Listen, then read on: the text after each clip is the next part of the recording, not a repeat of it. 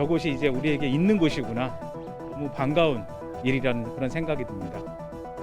그러니까 다육식만 문제가 되는 게 아니라 성면만 문제가 되는 게 아니라 그 외에 많은 물질들도 오염돼 있을 거라 추정이 되는데 우리 땅인데 우리 땅이라 말하지 못했던 80년. 캠프마켓 반환이 결정되던 그날은 기대만큼 환경 오염에 대한 걱정이 컸던 날이었습니다. 국방부 주도의 토양 정화 작업이 시작됐고 조병창 건물이 문제가 됐죠. 철거 없인 정화 작업이 어렵다. 이에 인천시 일제 침략 전쟁의 증거 현장이 사라지는 데 대한 논의가 필요하다며 소통 간담회를 진행해 왔는데 진통을 겪고 있습니다. 문화재로 별로 그 가치가 없다라고 했는 걸 이렇게까지나 존치한다고 하시니까 저희는 사실 환경오염이 심각한 그 지역을 그렇게 존치한다는데 사실 이해가 되질 않고 이미 원형 훼손돼 보존 가치가 없다. 이 조병창 존치를 반대하는 측의 불참이 파행의 첫 번째 이유입니다. 세 차례 간담회 동안 각자의 입장차 조금도 좁혀지지 않는데 무슨 의미가 있냐는 답답함 이해합니다. 하지만 불참이 최선이었을지 아쉬움이 큰데 그런데 간담회 파행의 원인 부평숲 추진위에만 있을까요? 인천시가 서명을 거부했습니다.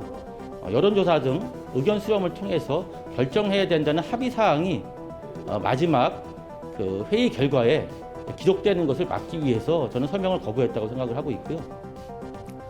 인천시가 47억을 들이면 건물도 지키고 토양 정화가 가능한데 그 돈 아끼려 동아시아에 건설된 조병창 중 마지막 남은 현장을 포기하려 한다. 공익감사를 통해 문제 바로잡겠다. 하지만 인천시는 담담했습니다. 건물이 철거되더라도 자료 전산화로 유산 최대한 보관하겠다. 어떻게 보십니까? 이 법에 따라 올해까지 정화 작업을 마무리해야 하는 책임과 그간 발생한 사회적 비용 등을 더는 외면할 수 없는 인천시 나름의 사정 알고 있습니다.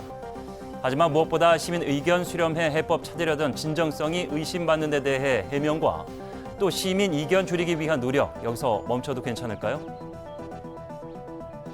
민주화의 성지이고 노동운동의 성지인 인천 도시산업성계와 그리고 화도계의 존치를 동인천역을 중심으로 20여 개의 극장이 있었습니다. 그런데 애관극장 단 하나 남았습니다. 네, 조선의 세 번째 개항장으로 유난히 근대 유산이 많은 도시가 바로 인천. 하지만 전쟁과 개발 논리에 밀려 사라졌고 이제 몇 안 남은 현장들이 존립 위기를 겪고 있습니다. 조병창 건물 존치 논란에 인천의 노력은 멈출 수 없는 이유가 여기 있습니다. 조병창 건물이 철거돼도 제2의 제3의 조병창이 기다리고 있기 때문입니다. 시민의 안전을 최우선적으로 하며 시민 의견 등을 종합적으로 고려하여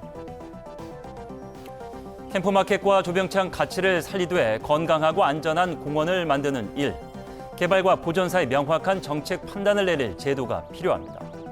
시민들과 고민하고 논의해 최선의 결론을 도출하는 그 어려운 일 포기하지 말아주십시오. 앵커 포커스였습니다.